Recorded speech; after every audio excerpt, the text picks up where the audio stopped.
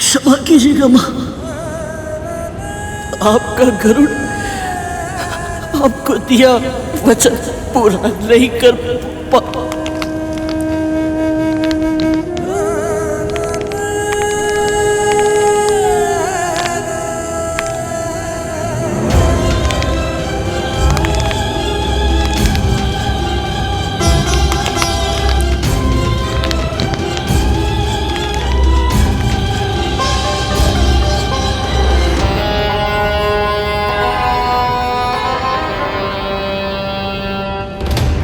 विमादा, और भोजन दीजिए ना।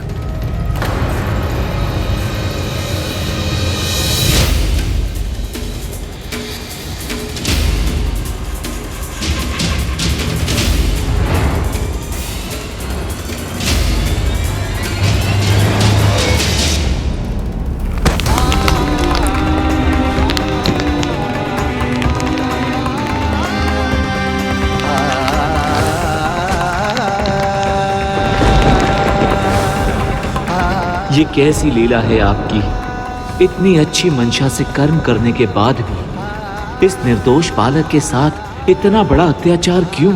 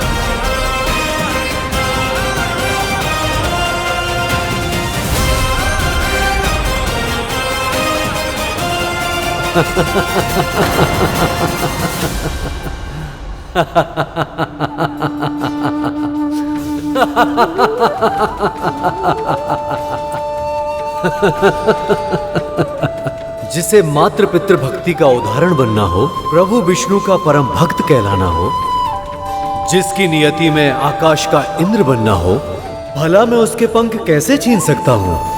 समय आने पर मैं तुम्हें प्रशिक्षित अवश्य करूंगा पक्षीराज, ताकि तुम्हारी कुंडलिनी जागृत हो और तुम अपने जन्म लेने का उद्देश्य पूरा कर सको। शीघ्र ही तुमसे भेंट होगी। अब जाओ, तुम्हारा कल्याण हो पुत्र।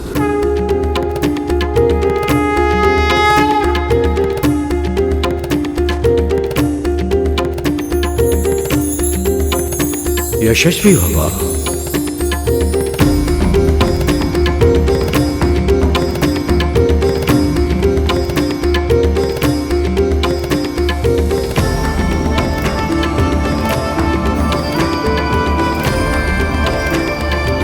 अब मैं जाकर ये नोनी का साग माताओं को दूंगा, ताकि वे अपना व्रत पूर्ण कर पाए और मेरे नाथ भाई शीघ्र ही स्वस्थ हो जाए।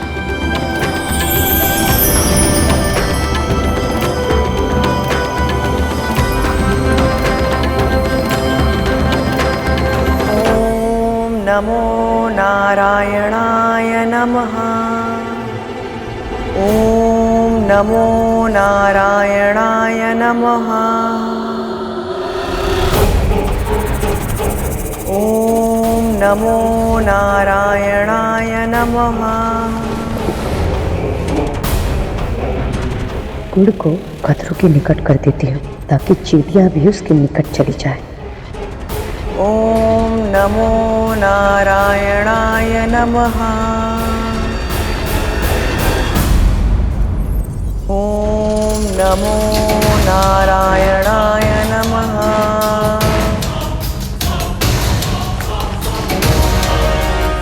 ओम नमो नारायणाय नमः।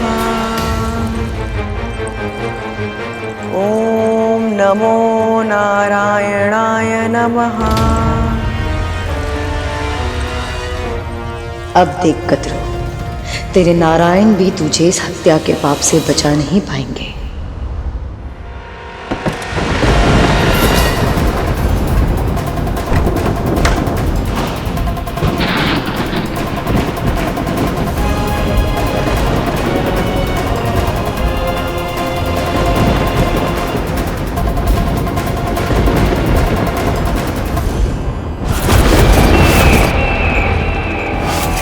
ये तो यमदूत है।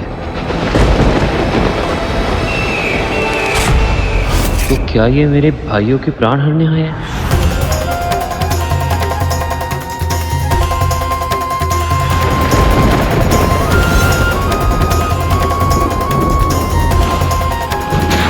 कालिया,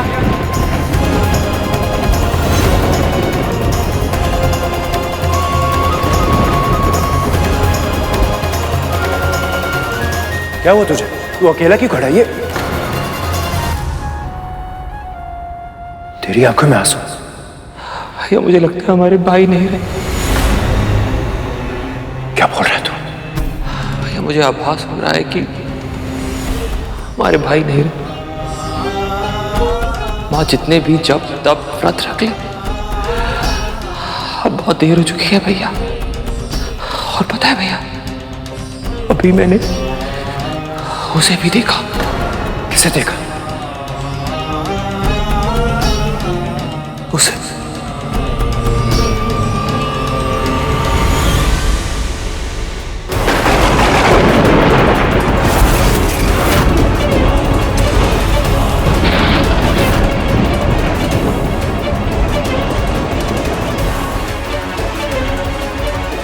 भैया,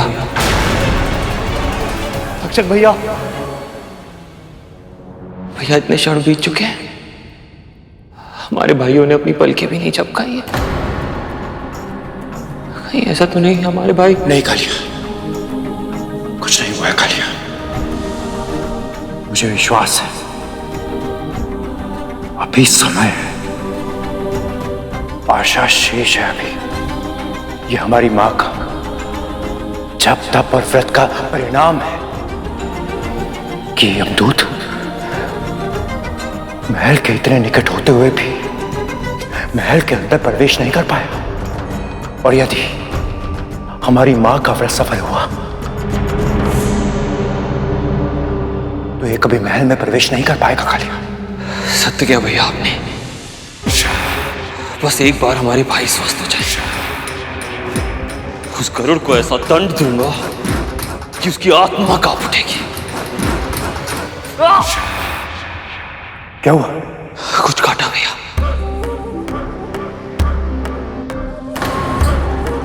लगता है किसी चींटी ने काटा है। नहीं कालिया, नहीं। यदि तूने जीव हत्या की तो इस चींटी के प्राण लेने के लिए यमदूत को महल में प्रवेश करने का अवसर मिल जाएगा। और एक बार ये प्रवेश कर गया तो सही कहा भैया आपने, सही कहा। पर ये एक चींटी नहीं है, तो चींटियों का समूह है। ये आ कहां से रही है? ये जा कहां रही है?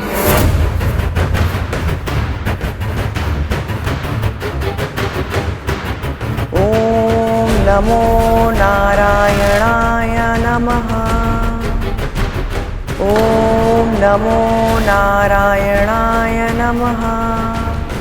ओम नमो नारायणाय नमः। कद्रू दीदी का जाप समाप्त होने वाला होगा, मैं देख कर आती हूँ। माता कहाँ जा रहे हैं? और भोजन दीजिए ना।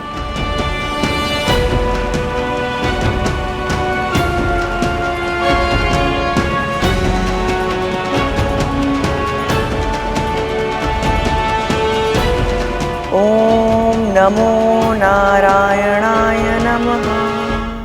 बस किसी भी तरह से कद्रू से जीव हत्या हो जाए और उसका ये जीवित पुत्रिका का व्रत टूट जाए।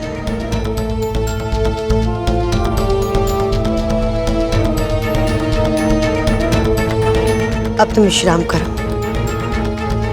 लाओ माला मुझे दे दो।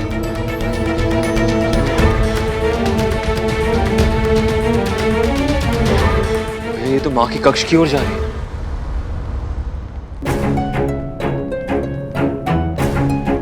ये दोनों इतनी शीघ्रता में कहाँ जा रहे हैं? सब ठीक तो है?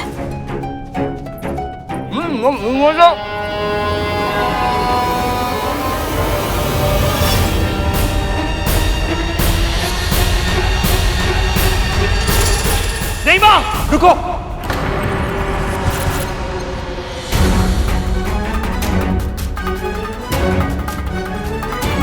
आपके कक्ष में चींटियां हैं। झरोखे से सीधा आपकी चटाई के नीचे आई।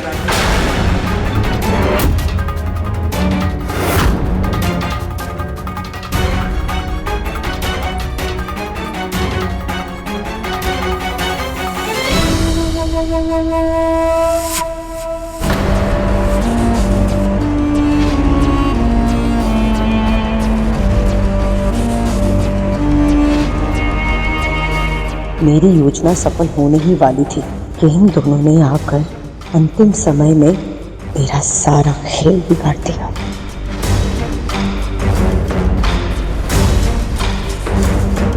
ये देखिए माँ,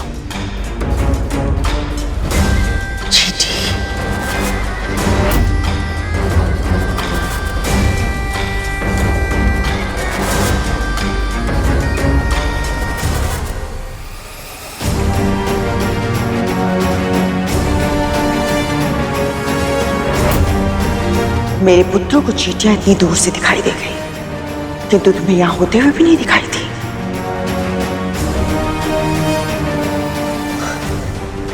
खतरू, तुम इतनी सुंदरता से माला जप रही थी, मैं बस तुम्हें देखती रह गई। समय इसके साथ है, क्योंकि इस समय से कुछ नहीं कह सकती मैं।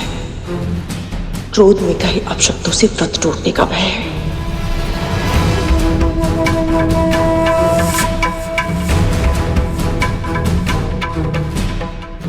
विंता, चींटियों को संभालते हुए इस कक्ष को स्वच्छ कर दो।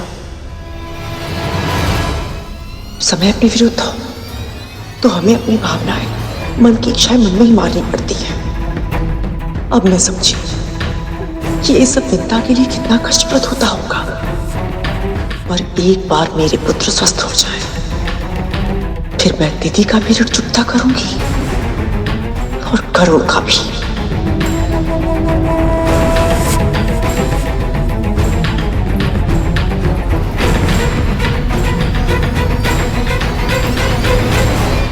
बस अब गरुड़ शीघ्र ही नोनी का साग ले आए ताकि आगे के अनुष्ठान की तैयारी हो सके।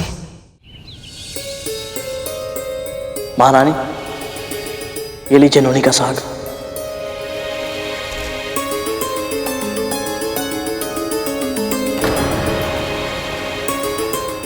तू नोनी का साग ले आया, वो भी महर्षि अगस्त्य से? इतनी शीघ्र कैसे? हाँ गरुड़, इतना कठिन कार्य तूने इतनी आसानी से कैसे कर लिया? मैं तो केवल माध्यम हूं। सत्य तो यह है कि मेरे साथ दोनों माओं की व्रत की शक्ति है, इसीलिए सभी कार्य समय पर हो पा रहे हैं।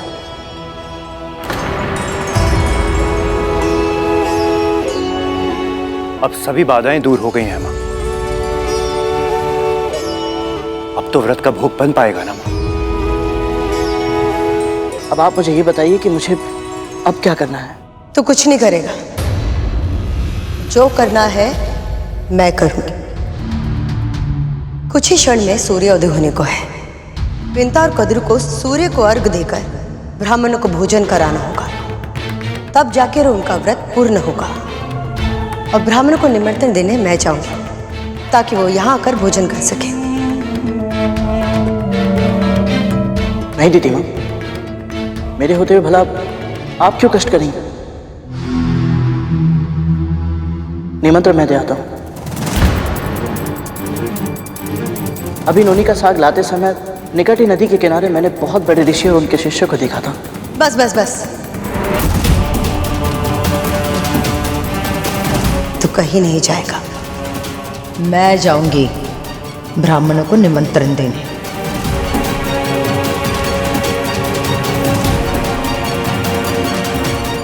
दीदी सही कह रही है गरुड़। तुम अर्घ और भोग की तैयारी करने के लिए अपनी माँ के साथ जाओ।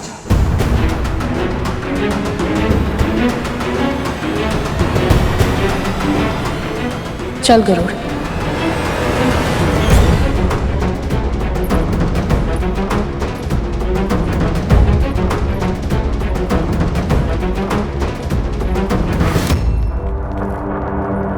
वाह, अब कौन सी चाल चल रही है आप?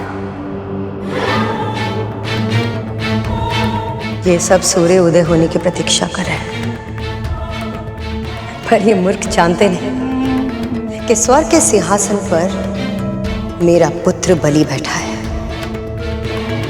चांद सूरज तो क्या, हर देवता, प्रकृति का हर तत्व मेरे पुत्र के नियंत्रण में है।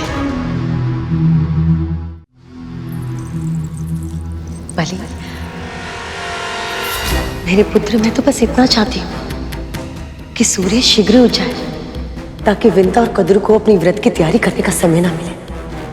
और अगर सही समय पर उसने सूर्य को आग्रह नहीं दिया तो उसका व्रत टूट जाएगा और सारा का सारा दोष आएगा उस गरुड़ पर। हमारे दो बड़े शत्रुओं में से एक शत्रु का अंत हो जाएगा और दूसरा शक्तिहीन। सोचो बलि, सोचो, असुरों का एक रक्त बूंद भी नहीं बहेगा। बलि, ये बहुत ही उत्तम अवसर है, हमें इसे चुन लेना चाहिए। क्योंकि मुझ में सामर्थ है, इसलिए सूर्य को विवश कर दूं। आप तो जानते हैं माँ, समय और सूर्य एक दूसरे के साथ जुड़े हुए हैं। दोनों की कार्य प्रणाली में तनिक सा हेर फेर भी समय और स्थान का संतुलन नष्ट कर देगा। यदि ऐसा हुआ मां, तो वर्तमान समस्याओं से कई गुना अधिक जटिल समस्याएं हमारे समक्ष उत्पन्न हो सकती हैं।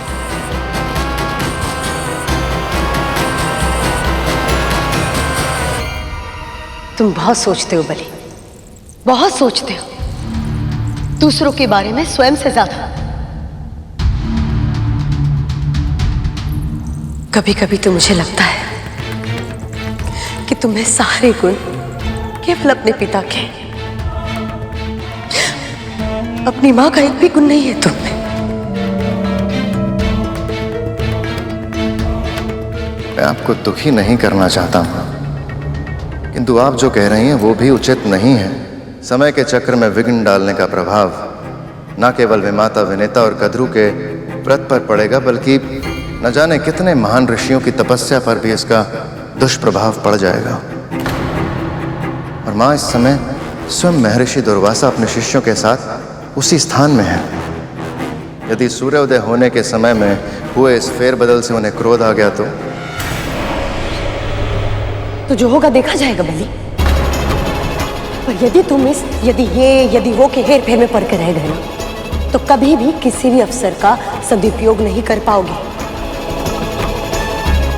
सत्य तो यह है बलि कि जब से तुम इस सिंहासन पर बैठे हो, तुमने ऐसा कोई भी कार्य नहीं किया जिससे समस्त संसार को यह पता चले कि स्वर्ग में अब देवताओं का नहीं, असुरों का राज है। बलि, यह अवसर हमारे सामने वरदान बनकर है और संसार को बता दो कि बलि कितना शक्तिशाली है।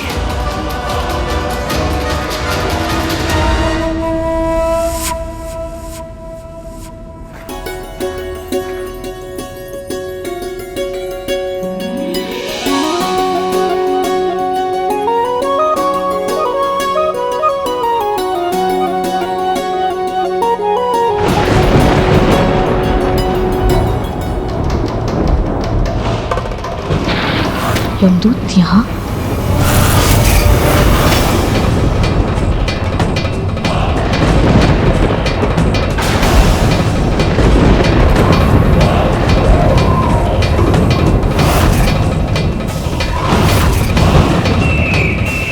कि कहीं कोई अनहोनी का संकेत तो नहीं है। अभी तो व्रत भी संपन्न नहीं हुआ। इनका आना कहीं घायल नागों के प्राणों पर संकट तो नहीं।